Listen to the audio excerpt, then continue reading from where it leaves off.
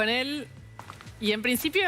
Hola, buenas noches. Buenas noches, bienvenido. Pero en principio, bueno, esto, Petri, ¿cómo siente a la sociedad frente a esto, frente a los gastos de la política para hacer campaña?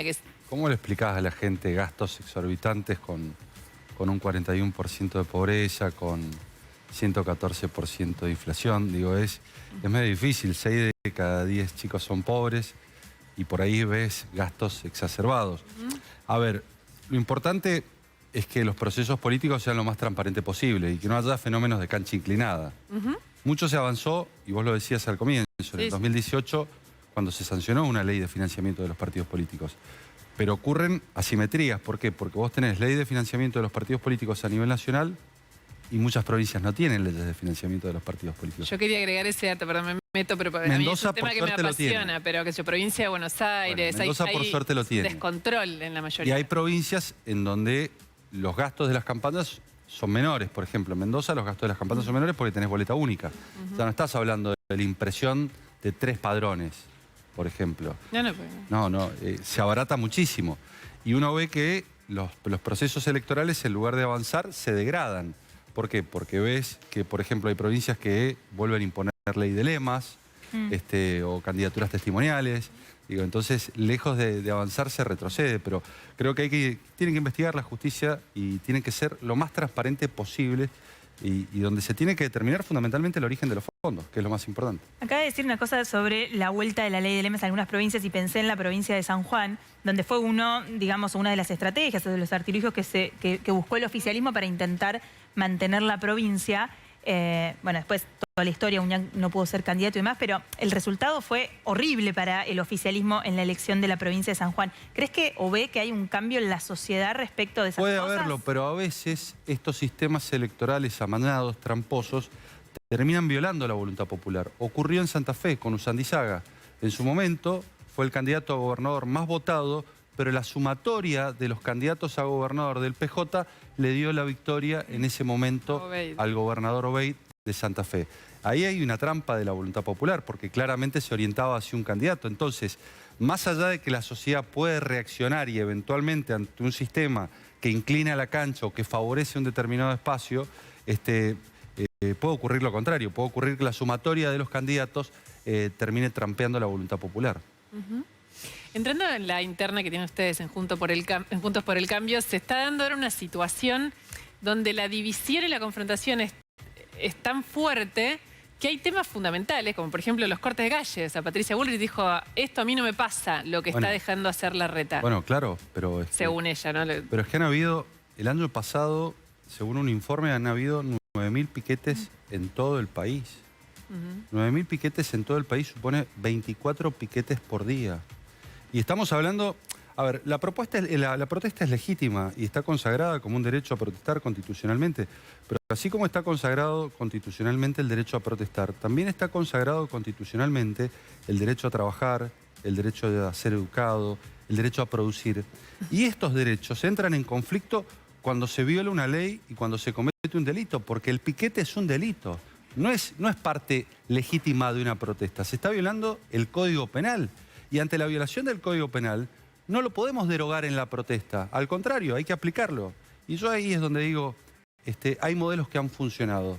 El modelo Mendoza, por ejemplo, en donde en un trabajo coordinado entre las fuerzas de seguridad, entre la justicia, se intervienen los piquetes, se da cuenta del delito que se está cometiendo, se sanciona, se imputa y se condena a los responsables y después se terminan con los piquetes. Mendoza hoy es zona libre de piquetes, por ejemplo, pero porque hubo decisión y voluntad política. Entonces, eso es lo que nosotros decimos. Cuando hay decisión y voluntad política, cuando hay coraje, cuando hay valentía, los piquetes se pueden terminar.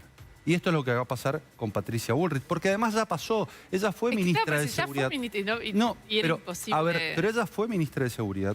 Lo que tenemos que distinguir es que hay jurisdicciones provinciales en donde el Ministerio de Seguridad de la Nación no puede intervenir o eventualmente lo puede hacer coordinado con los gobiernos provinciales, pero en todo lo que tuvo que ver con rutas nacionales o interjurisdiccionales, allí sí se evitaron los piquetes. ¿Por qué? Porque claramente, por ejemplo, En el caso del puente que conecta Río Negro con Neuquén, el puente Chipoleti, ¿no? Ahí se trabajaba entre el Ministerio de Seguridad de Neuquén, el Ministerio de Seguridad de Río Negro, las fuerzas federales, y se evitaban los piquetes. Nosotros, antes de ayer, fuimos con Patricia Bullrich y habían piquetes en el puente. Entonces, allí es donde vos decís, tiene que venir la Argentina del orden y la Argentina del respeto, en donde no te pueden joder la vida con un piquete. Los piquetes comenzaron hace muchísimos años. Los primeros fueron en Cutralcó y Plaza Winkle. Sí, claro. Ustedes no sé si se acuerdan. Sí, sí, claro. Bueno, y por la falta de reacción de la política y de la justicia, proliferaron como mecanismo de protesta y hoy los hemos naturalizado y es un delito.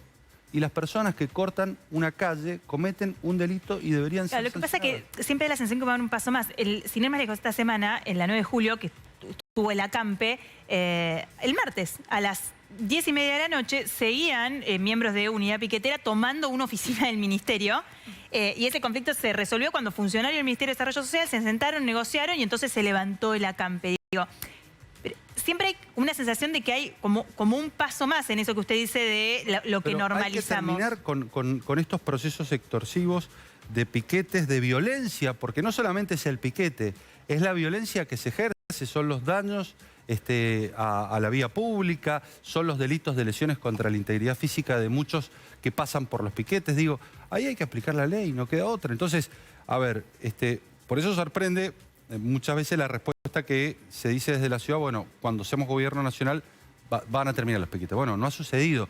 Hay un ejemplo claro. Patricia Bullrich controló y evitó los piquetes y está también el ejemplo de Mendoza. Como también está el ejemplo de Jujuy, ¿no? Sí. Pero me parece que si no está instalado por ahora, hay una suerte de discusión sobre esta cosa más punitiva o esta cosa del orden, este concepto de la campaña de Patricia Bullrich de conmigo esto no pasa más, sobre los piquetes, sobre algunas cuestiones de protesta social, y el oficialismo que dice, ves que van contra tus derechos, que van a limitar tu poder adquisitivo, como esta cosa de restricción, como de quita de derechos. ¿Cómo se imaginan en la campaña, en esa disputa de relato? Porque en definitiva es dos relatos que están bien en pugna. Acá claramente hay que actuar con firmeza, hay que actuar con mucho coraje, con mucha valentía. Hay que ordenar la Argentina. La Argentina Perdón, está considerando que hay 41% de pobres, digo, no es cualquier país. Claro, la Argentina está desordenada, la Argentina es caótica, la Argentina es anárquica. Se tiene que terminar la Argentina de los privilegios, se tiene que terminar la Argentina de las excepciones. Hay un principio que es básico, que está consagrado en la Constitución Nacional, y es el principio de igualdad ante la ley. Entonces, quien comete delito tiene que ser juzgado y condenado por la comisión de ese delito y no puede... Yo se lo entiendo, pero después ¿cómo lo llevas a la práctica? Eso iba a decir. Pero por eso... Pero, a ver, no es ¿Por qué contra... metes preso todo lo que está en la 9 de julio? Se lo pregunto genuinamente. Pero es que ahí están los gerentes de la pobreza y ahí están los rehenes de los planes, los que reciben los planes, que son obligados a marchar, que se les toma asistencia. ¿Y eso cómo se termina? Primero, lo que tenés que hacer es recuperar el monopolio de la política social. ¿Por qué? Porque hoy vos la tenés privatizada, la política social. Hoy la manejan 5 o 6 tipos en la República Argentina, que son los que mandan a la gente a cortar rutas bajo la amenaza de perder el plan. Entonces, lo primero que tenés que hacer es quitarles el gerenciamiento de los planes a las organizaciones sociales. Perdón que le interrumpa, pero Sí. porque esto, así como se gestó gran parte de este poder a las organizaciones sociales fue durante el macrismo también, la ampliación de ese poder, también intentaron restringirlo, hubo un trabajo muy grande para intentar esto. Bueno, pero el resultado de esas, no por ser tremendamente negativas ante estas situaciones, sino es que la gente sale a la calle. Sí, claro. Y cuando la gente sale a la calle... La gente no sale espontáneamente a cortar rutas, la movilizan en colectivos, esos colectivos se pagan, esos colectivos alguien los contrata. Digo, las organizaciones sociales hoy en la República Argentina manejan millones de pesos que les da ese poder de movilización. ¿Qué pasa si les cortás ese poder de movilización? Porque esa gente no se sube al colectivo y paga su pasaje para ir al piquete. Esa gente es movilizada y eso cuesta muchísimo dinero y ese dinero lo tienen las organizaciones sociales. Si vos le sacás el control de los planes sociales, vos imaginate, hay 1.400.000 planes sociales que manejan 5 organizaciones piqueteras. Si vos cortás con ese control que hoy tienen, y ese control pasa a ser del Estado Nacional, de los Estados provinciales y de los Estados municipales. Bueno, es lo que quería hacer Cristina Kirchner, donde salió los intendentes. Desactivás, porque, a ver, han habido movilizaciones espontáneas, pero no son precisamente las de los piquetes. Ustedes saben que llegan con colectivos contratados. No, ahora hay una industria, y de saben hecho. que además se les toma lista. Lo hemos mostrado en TN. Es indigno porque van a los piquetes. Mucha gente no sabe ni por qué va. De lo contrario, la amenaza es que le quitan el plan. Y en algunos casos hasta les cobran un porcentaje de los planes. Digo. Entonces, tenés que terminar con esta Argentina planera, en donde terminan tomando a los beneficiarios de los planes sociales, que en muchas situaciones están en condiciones de vulnerabilidad, y son utilizados como fuerza de choque para acumular poder. Y cuando vos mencionabas recién que durante la gestión de Macri se habían ampliado los planes, esto fue producto de el masismo y la falta de mayoría que nosotros teníamos en el Congreso. Fue una ley que nos sacó la oposición, no fue una ley que, en definitiva, impulsamos desde el oficialismo. Hay que tener memoria. Esa situación va a cambiar en la Argentina. ¿Por qué? Porque vamos a tener mayoría en las cámaras. Esto es, cuando nosotros asumimos en el 2015, hay un dato que hay que recordar. Nosotros, la elección que definió la composición de las cámaras fue la elección general. Una elección que Mauricio Macri perdió 32-37 contra Daniel Scioli. Claro. Esa fue la que definió cómo llegábamos al Congreso. Un Congreso en donde teníamos 85 diputados, hoy tenemos 115, y en donde vamos a tener mayoría en las cámaras. Después en el 2017 hicieron una gran elección. Por eso nosotros creemos que vamos por un cambio profundo en la Argentina, que es lo que está necesitando. ¿Por qué? Porque no podemos acordar con quienes secuestraron a la Argentina o con quienes las tienen secuestradas. No puedes acordar con tu secuestrador, con ese sindicalismo que se niega a hacer una modernización de la legislación laboral, y hoy tenés 7 millones de argentinos precarizados porque se niegan La pregunta es el cómo, ¿no? De esto, digamos, el tema es cómo tramitas esto sin que sea un conflicto social gigantesco. Me interesa esto que dice recién de las negociaciones o de los acuerdos, porque claramente la composición del Congreso de la Nación va a ser quizás distinto por las bancas que se ponen en juego y porque aparece una fuerza nueva que es la Libertad Avanza, pongamos los peores números, pero le dan 20% en la provincia de Buenos Aires. Eso es un montón de diputados nacionales.